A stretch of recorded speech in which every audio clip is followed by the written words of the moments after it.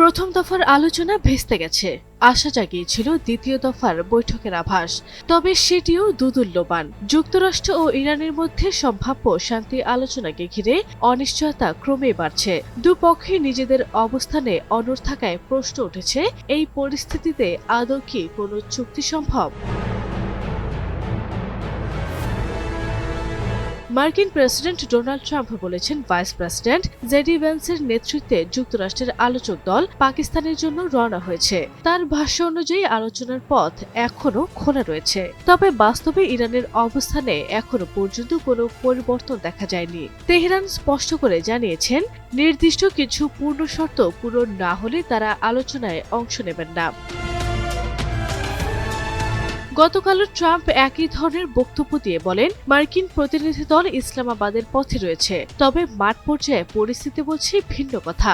এখনো পর্যন্ত vice president Vance Washington DC ত্যাগ করেননি, যা আলোচনার অনিশ্চয়তাকে আরও বাড়িয়ে তুলেছে। এদিকে ইরানের তাসনিম নিউজ এজেন্সির প্রতিবেদন অনুযায়ী নৌ অবরোধের বিষয়টি আলোচনার পথে সবচেয়ে বড় বাধা হিসেবে সামনে এসেছে। ইরান এই বিষয়টি পাকিস্তানি মধ্যস্থকারীর কাছে তুলে ধরেছে এবং মধ্যস্থকারী জানিয়েছেন তিনি এ নিয়ে ট্রাম্পের সঙ্গে আলোচনা করেছেন, কিন্তু তাতেও কোনো দৃশ্যমান অগ্রগতি হয়নি। নৌ অবরোধের পাশাপাশি মার্কিন পক্ষের অতিরিক্ত দাবিগুলো আলোচনার সম্ভাবনাকে জটিল করে তুলেছে। আদান প্রদান হওয়া বার্তাগুলোতে এমন কিছু শর্তের উল্লেখ রয়েছে যা ইরানের কাছে অযৌক্তিক বলে মনে হচ্ছে, ফলে দুপক্ষের মধ্যে আস্থার ঘাটতি আরও স্পষ্ট হয়ে উঠেছে।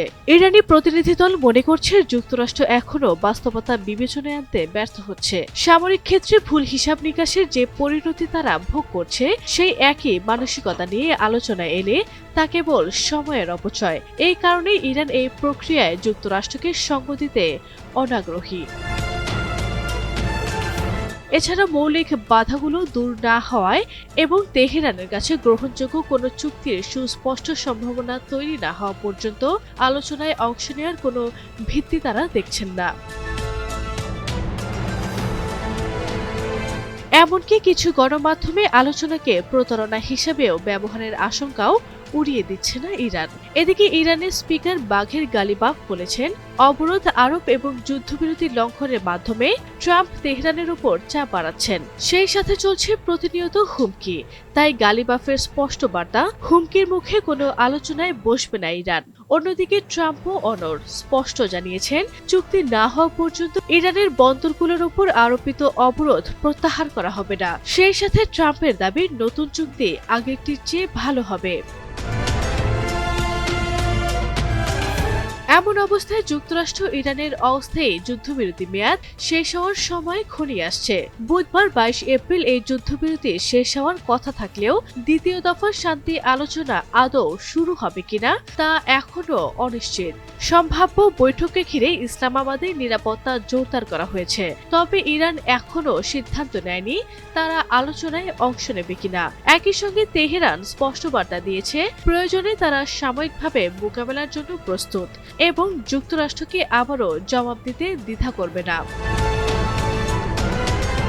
সব মিলিয়ে দুপক্ষের কঠোর অবস্থান, পারস্পরিক অবিশ্বাস এবং জটিল শর্তের কারণে সম্ভাব্য চুক্তির পথ ক্রমেই জটিল হয়ে উঠছে।